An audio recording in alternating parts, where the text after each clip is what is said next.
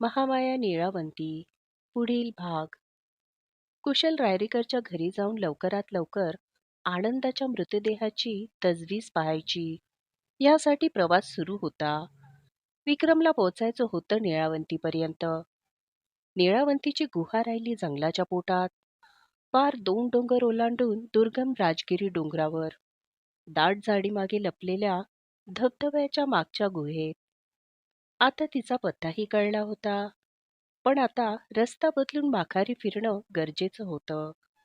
कधी कधी वाट चालताना वाटेवरून माघारी फिरून नंतर सवडीनं वाट पुरी करणं शहाणपणाचं असतं. हे शहाणपण विक्रममध्ये होतं. तो आततायी नव्हता, थंड डोक्याने काम करणारा होता. आधी आनंदाच्या मृतदेहाची व्यवस्था लावून पुन्हा मावळतीला जंगलात जाऊन निळावंतीचे दर्शन घ्यायची योजना होती त्याची. दोघांनी तामगिरी उतरून पुढचा कातळातला सातगिरी चढला. सातगिरीच्या माथ्यावर घैसाच्या झोपडीजवळ पोहोचून तिथून खाली गावात उतरायला प्राचीन वाट होती, डोंगर कोरून काढलेली. दोघे काल ज्या वाटेने बैलगाडीतून बसून आले होते ती वाट. विक्रम नलूचा हात धरून त्या कातळ वाटेने खाली उतरू लागला. काल रात्रीच्या वणव्यामुळे आणि नंतर झालेल्या पावसामुळे सगळीकडे काळपट चिखल झालं होतं. वाटेवर जनावरांच्या पावलांची ठसे दिसत होते. रानगव्यांचे वजन क्विंटलमध्ये असल्यामुळे त्यांच्या पायांचे ठसे जास्त खोलवर गेले होते. सूर्यप्रकाशात सह्याद्रीची खोरं स्वच्छ हिरवी झाली. राजगिरीहून येताना मधले 2 डोंगर चढून उतरून खाली गावात यायला 4.5 तास लागले. सह्याद्रीच्या पायथ्याशी उतार असलेल्या खडकावर बसलेल्या गावाचं नाव देवसरी. जास्तीत जास्त 700 ते 800 लोकवस्तीच्या गावात सर्व घर कौलारू होते. विक्रम सातगिरीच्या पायथ्याशी असलेले झरे ओलांडून गावात आला. देवसरी उतरून विक्रमने आधी एका झऱ्याजवळ आपल्या अंगावरचा धुळीचा थर धुतला, चेहरा नीट स्वच्छ केला, केस पाण्यात भिजवून बोटांनी नीट चापून बसवले, नलूलाही साफ केले. जंगलातून उतरल्यासारखं वाटू नये म्हणून पूर्ण खबरदारी घेतली. मग देवसरीत एका घरासमोर जाऊन कुशल रायरीकरचं घर विचारलं. त्यावर प्रवीण रायरीकरच्या घरी जायचंय का, असा प्रतिप्रश्न आला. सातगिरीच्या पायथ्याशीच जिथून गाव सुरू झालं तिथेच पडक्या वेशीजवळ रायरीकरचं जुनं घर होतं. विक्रम नलूला घेऊन रायरीकरच्या घरासमोर उभा राहिला. इंग्रजी सी आकाराच्या बांधलेल्या 3 खोल्या असलेलं कुशल रायरीकरचं घर पस्कं होतं. घरामागे बांबू लावलेला गोठा आणि साप विंचू गोठ्यात सरपटत न येण्यासाठी गोठ्याभोवती लहानशी खेळत्या पाण्याची नाली खोदलेली होती. घर मोठं असलं तरी आत डोकावून पाहताच छिद्र पडलेल्या कौलावरून घरातील गरिबी दिसली. विक्रम दारातच उभा राहिला. घराचा दरवाजा मोठा मजबूत होता. दरवाजाची उंची अवघी 4 फुटाची असावी.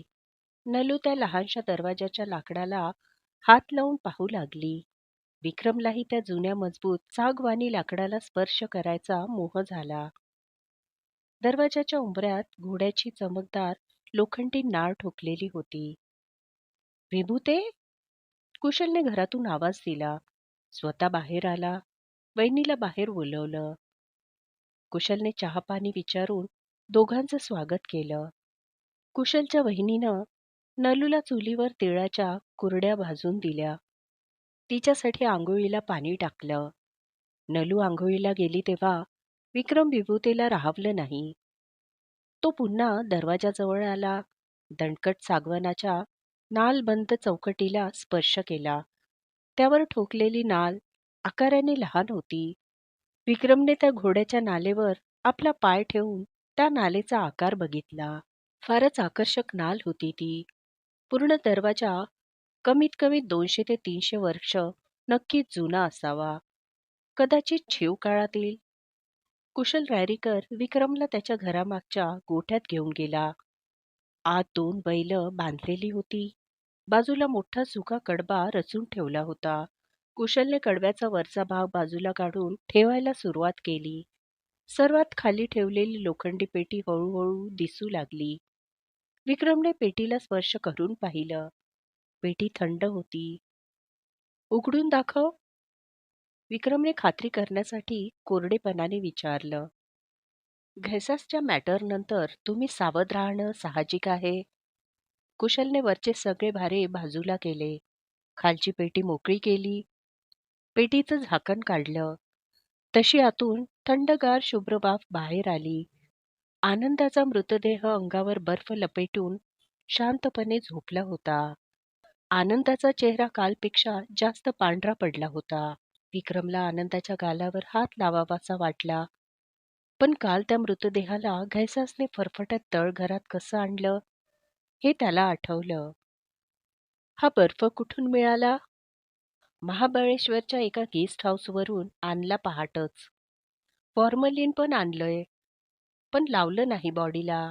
मला जरा थोडं. कुशलने अवघडत वाक्य मध्येच थांबवलं. हो, काही हरकत नाही. मी लावीन. कुशलने पेटी बंद केली. त्यावर पुन्हा कडबा ठेवला. पेटीच्या आसपास थंडगार राहावं म्हणून गवऱ्या ठेवल्या. एक अनोळखी माणूस आपली एवढी मदत करतोय हे पाहून विक्रमला भरून येणं स्वाभाविक होतं. पण विक्रम त्याला धन्यवाद देखील न म्हणता उलट, हे बघ मित्रा, मी काही खूप मोठा श्रीमंत नाही. साधा नोकरदार आहे. माझ्याकडचे पैसे संपले आहे. खरोखर तुला असं वाटत असेल की मी तुला वाढवून पैसे देईल, तर शक्य नाही ते माझ्याकडून. विक्रमने सरळ त्याची खरी हकीकत सांगितली. साहेब, नका देऊ मला वाढवून पैसे. दररोज नवा बर्फ विकत घ्यायला फक्त पैसे लागतील. तेवढे आहेत का? केवढे? 1200 गोणीये. 2 गोण्या लागतात. तेवढे द्या. बाकी माझ्या मेहनतीचे नको. फक्त फक्त काय? फक्त तुमच्या पोरीला इथून सेफ तुमच्या घरी घेऊन जावा. तुमचं घर जिथं असल तिकडं. विक्रमने कमरेवर हात ठेवला. मग दाढीत हात घासत विचार केला. कुशल, तू काल बोललास की नलूचा चेहरा तुला कोणासारखा तरी दिसतो. कोणासारखा दिसतो तुला नलूचा चेहरा? प्रश्न ऐकताच कुशल चालू लागला. गोठ्याबाहेर गेला. विक्रमही त्याच्या मागोमाग चालायला लागला. दोघे घराच्या अंगणात आले. कुशल फक्त विक्रमला ऐकू येईल एवढ्याच आवाजात बोलला. आशा, ही तुझी प्रवीण दादाची बायकोय. माझा भाऊ तर गेला. कोणीच नाही उरलं मागं. माझ्या जीवाभावाचं एकच माणूस आहे आता. कुशल दुरूनच आशाकडे पाहत बोलला. विक्रमने आशाच्या चेहऱ्याचं निरीक्षण केलं. आशाचा उभा सावळा चेहरा नलूच्या गोल गुबगुबीत चेहऱ्याशी बिलकुल साम्य खात नव्हता. दोन्ही चेहऱ्यात कुशलला कायच सारखेपणा दिसला असेल, देव जाणे. असं म्हणत विक्रमने तो विषय तिथेच सोडला. कुशल काळजीपोटी विक्रमला देवसरीच्या लहानशा दवाखान्यात घेऊन गेला. विक्रमच्या खांद्यावरची जखम उघडी केली. डॉक्टरने जखम साफ करून नीट बांधून दिली. टीटीचं आणि अँटीबॅक्टेरियल इंजेक्शन घेतलं. मग दोघे घरी आले. थोड्याच वेळात जेवण तयार झालं. चौघेही जेवायला बसले. जेवताना आशा या दोघांशी शब्दानेही बोलली नाही. तिच्यासाठी घरी असे अंगतूक लोक जेवायला येणं नेहमीची गोष्ट असावी असं विक्रमला वाटलं. म्हणून तोही तिच्याशी काहीच बोलला नाही. थोड्या वेळाने नलूला झोप लागली.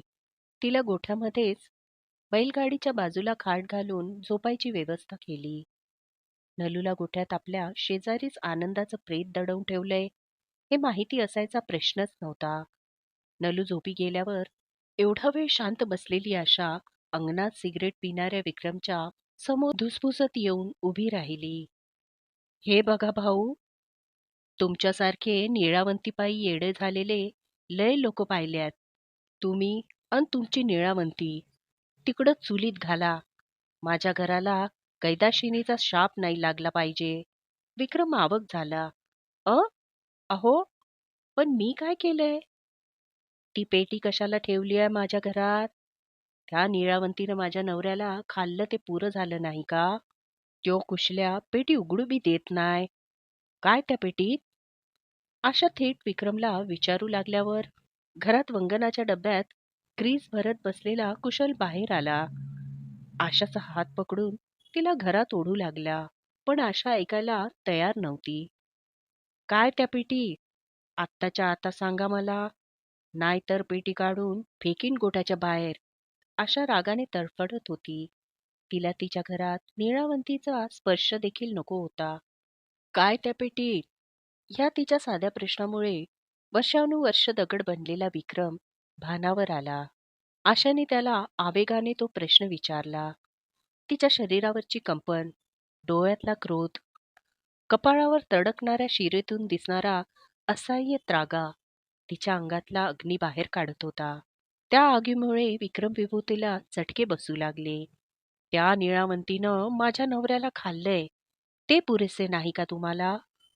विक्रमला त्या क्षणी कळलं, मी एकुलता एक या कथेचा नायक नाही. या कथेत बरेच प्यादे आहेत. आशाने सर्व काही गमावलं. निळावंतीच्या नादी लागून तिचा नवरा मेला. आता दीरही विक्रमच्या मोहिमेत सहभागी होऊन स्वतःहून मृत्यूला जवळ करायला निघाला होता. तारुण्यात असलेली आशा अचानक एकटी पडली होती. सर्वस्व गमावलं होतं तिने. विक्रमसारखंच. कुशल आणि आशा विक्रमच्या पुढच्या प्रवासाला त्याच्या सोबत असतील का? हे जाणून घेण्यासाठी चॅनलला सबस्क्राईब करा, व्हिडिओला लाईक करा आणि शेअर करा. धन्यवाद.